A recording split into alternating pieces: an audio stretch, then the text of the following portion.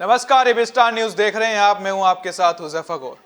कांग्रेस सांसद राहुल गांधी की गाइडेंस में पार्टी के एक प्रतिनिधिमंडल ने लखीमपुर खीरी हिंसा के मामले को लेकर बुधवार को राष्ट्रपति रामनाथ कोविंद से मुलाकात की। इस मुलाकात के दौरान सभी नेताओं ने गृह राज्य मंत्री अजय मिश्र टेनी को पद से हटाने की मांग की है। और उन्होंने ये भी कहा प्रतिनिधिमंडल में राहुल गांधी और पार्टी महासचिव प्रियंका गांधी कि जिस व्यक्ति ने हत्या की है, नेता एटर्नी गुलाम नबी आजाद और राज्यसभा में नेता प्रतिपक्ष मल्लिकार्जुन हिंदुस्तान के आपको बता दें कि हाल ही में कांग्रेस ने राष्ट्रपति को पत्र लिखकर मिलने का समय मांगा था। कांग्रेस लखीमपुर खीरी की घटना को लेकर केंद्रीय गृह राज्य मंत्री अजय कुमार मिश्र को बर्खास्त करने की लगातार मांग कर रही है।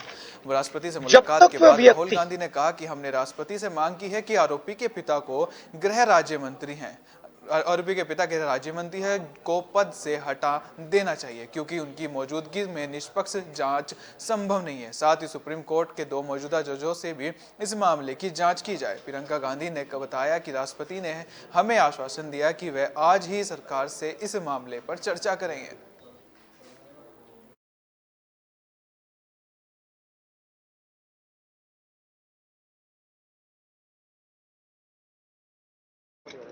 जिस व्यक्ति ने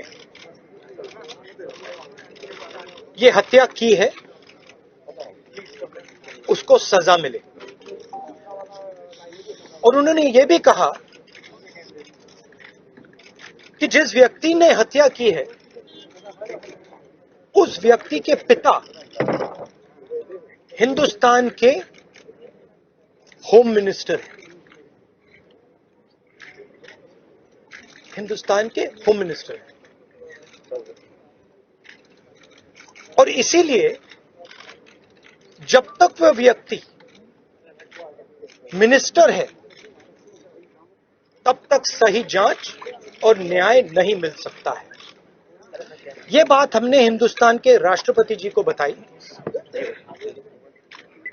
और हमने उनसे कहा कि देखिए, यह सिर्फ इन परिवारों की आवाज नहीं है, ये हिंदुस्तान के हर किसान की आवाज है। उस आवाज को कुचला जा रहा है, दबाया जा रहा है। और इस व्यक्ति ने हत्या से पहले देश के सामने कहा है कि अगर सुधरोगे नहीं तो मैं सुधार दूंगा। मतलब किसानों को धमकी दी और फिर उस धमकी पर एक्शन लिया और किसानों को मारा। तो हमने राष्ट्रपति जी से कहा कि देखिए, जब तक ये व्यक्ति मंत्री है तब तक न्याय नहीं मिल सकता है। इस मंत्री को हटा देना चाहिए और सुप्रीम कोर्ट के 2 सिटिंग जजेस की इंक्वायरी होनी चाहिए और जिन्होंने भी ये हत्या की है, मर्डर किया है, उनको सजा मिलनी चाहिए। धन्यवाद। जब हम लखीमपुर खीरी में शहीद किसान और श्री रमेश कश्यप जो पत्रकार थे उनके परिजनों से मिले तो जैसे राहुल जी ने कहा, वे सिर्फ न्याय चाहते हैं और उनके लिए न्याय का मतलब ये है कि सिटिंग जजेस द्वारा जांच की जाए, एक निष्पक्ष जांच हो। और सबसे महत्वपूर्ण मुद्दा उन्होंने ये उठाया कि जो गृह राज्य मंत्री हैं देश के, जो अपराधी के पिता हैं, उनकी बर्खास्तगी की जाए। उनका ये मानना है कि जब तक इनकी बर्खास्तगी नहीं होगी तब तक निष्पक्ष जांच नहीं हो सकती और अपराधियों को सही सजा नहीं मिलेगी। सिटिंग जजेस, 2 जजेस सिटिंग इंडिपेंडेंट इंक्वायरी उसकी करना चाहिए। और दूसरा, जो home minister of state home affairs को इस्तीफा देना चाहिए या उनको डिसमिस करना चाहिए। और उसी के बाद केंद्रीय किसान मंत्री नरेंद्र सिंह तोमर के क्षेत्र मुरैना में किसानों ने खाद से भरे ट्रक को लूट लिया। मौके पर पहुंची पुलिस ने किसानों पर लाठीचार्ज कर दिया, जिसके चलते वहां भगदड़ मच गई। किसान बोरियां लेकर भागने लगे। कुछ किसान खाद की बोरियां मौके पर छोड़कर भाग गए। इधर मुरैना शहर में किसानों ने खाद नहीं मिलने पर चक्का जाम कर दिया। पुलिस और प्रशासन मौके पर पहुंचकर जाम खुलवाने की कोशिश की। इसके बाद भिंड में भी खाद लूट ली थी। उधर खाद की किल्लत पर विपक्ष ने भी निशाना साधा है। पूर्व मुख्यमंत्री कमलनाथ ने कहा कि एमपी के किसान बिजली और खाद के दोहरे संकट से परेशान हैं। ग्वालियर चंबल में यूरिया की भारी कमी है। किसान सोसाइटियों के बाहर लंबी लाइन में लग रहे हैं, लेकिन सुबह से शाम हो जा रही है, उन्हें खाद नहीं मिल रही है। भिंड, मुरैना और ग्वालियर में किसान लगातार प्रदर्शन कर रहे हैं। इसके बाद भी यूरिया उन्हें नहीं मिल रही है। सोसाइटियों पर पुलिस की सुरक्षा में खाद बंटवाया जा रहा है।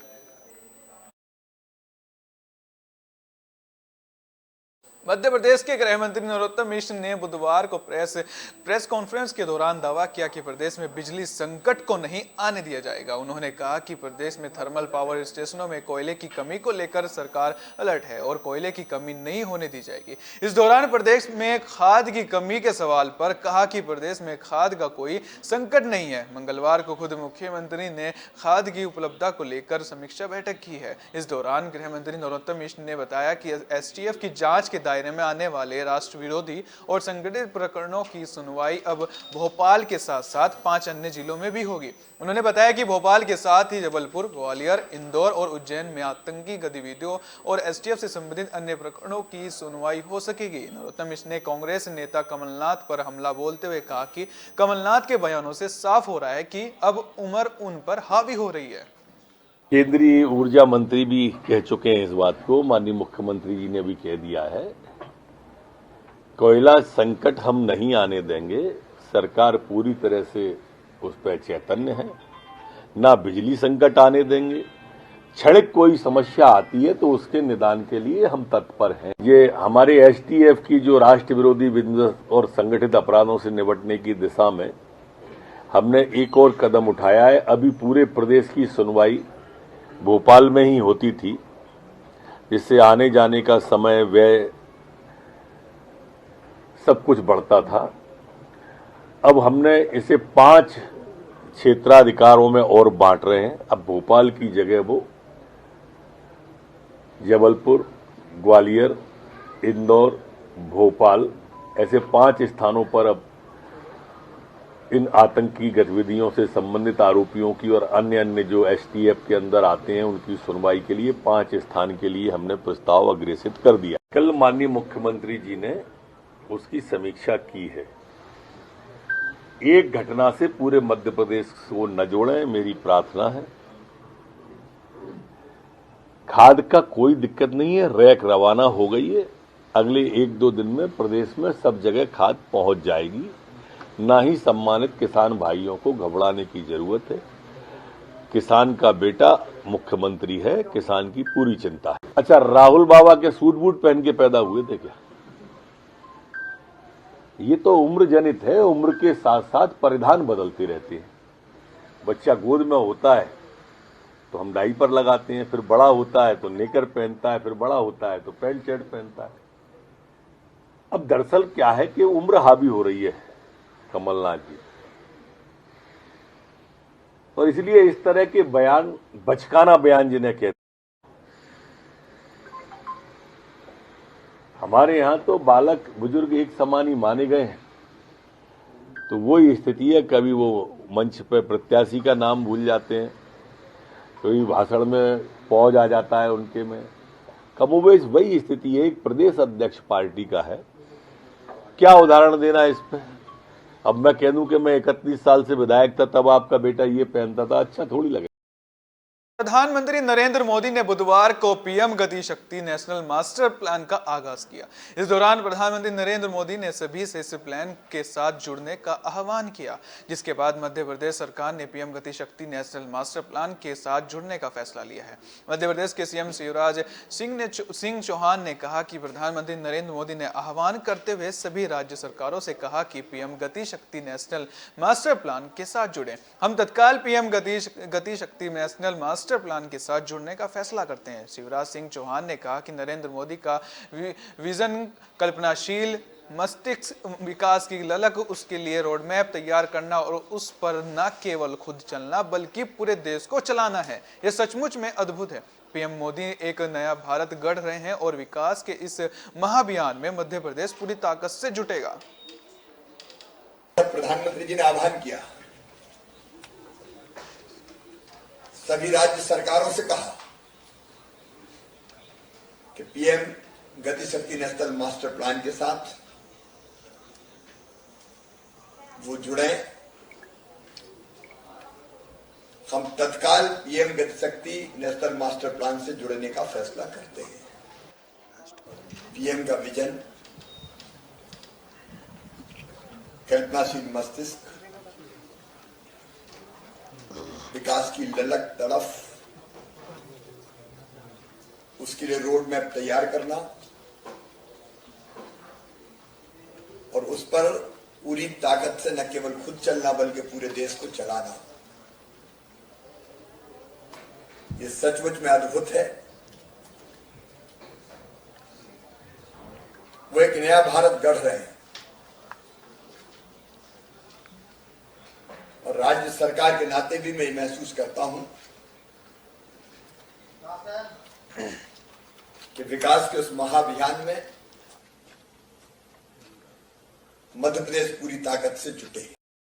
राष्ट्रवादी कांग्रेस पार्टी के नेता शरद पवार ने लखीमपुर हिंसा से लेकर महाराष्ट्र में ड्रग्स पकड़ने के लिए एनसीबी के छापों पर निशाना साधा है। शरद पवार ने आरोप लगाया है कि सीबीआई, ईडी और एनसीबी जैसी केंद्रीय एजेंसियों का दुरुपयोग किया जा रहा है। उन्होंने कहा कि एनसीबी से बेहतर काम तो मुंबई पुलिस का एंटी नारकोटिक सेल करता है। आपको बता दें कि महाराष्ट्र में एनसीबी के कुछ हाई प्रोफाइल छापों के बाद महाविकास अघाड़ी और खासकर राष्ट्रवादी कांग्रेस पार्टी ने एनसीबी पर जबरदस्त निशाना साधा है। शरद पवार ने महाराष्ट्र के पूर्व सीएम देवेंद्र फडणवीस को भी आड़े हाथों लिया। उन्होंने कहा कि यह अच्छा है कि देवेंद्र अभी अपने आप को सीएम समझता है। मैं उन्हें बधाई देता हूं। 5 साल तक सीएम रहने के बाद फडणवीस को लगता है कि यह पद अभी भी उनके पास है, लेकिन मेरे अंदर यह लक्षण नहीं है। मैं 4 बार महाराष्ट्र का सीएम रहा और मुझे याद तक नहीं है।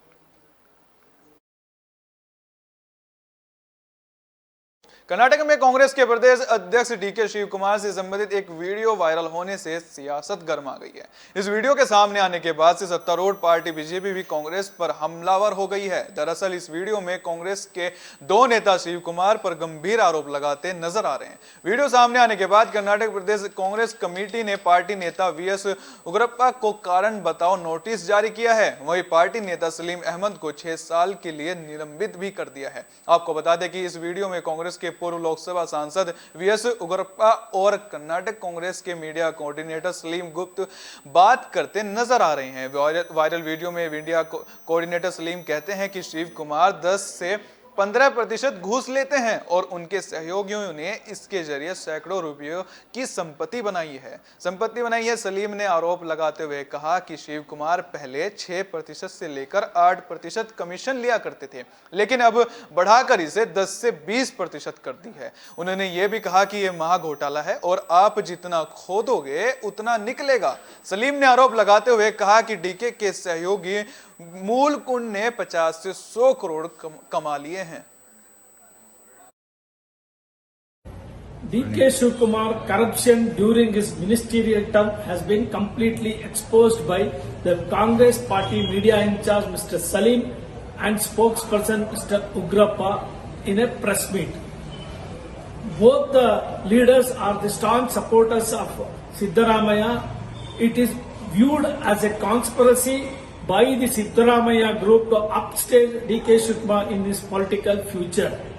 The feud between the two leaders has now taken to new heights. However, DK Shiv Kumar must resign from the KPCC presidentship, owning the responsibility and demanding an inquiry into it. He is our leader. He is our party president. We are expecting much. So that our anxiety is, so he has to work much more. We hope Siddaramaiah and DK Shiv Kumar in the coming 1.5 years, they will work day and night and they will strengthen. That is why that conversation was. प्रगतिशील Samajwadi party के राष्ट्रीय अध्यक्ष शिवपाल सिंह यादव की सामाजिक परिवर्तन रथ यात्रा फिरोजाबाद पहुंची, जहां भारी भीड़ के साथ बस में सवार शिवपाल यादव पहुंचे। लोगों का हुजूम देखकर शिवपाल गदगद हो गए। मीडिया से बात करते हुए शिवपाल सिंह यादव ने कहा कि अखिलेश यादव से टेलीफोन पर हमारी जरूर बात हुई है।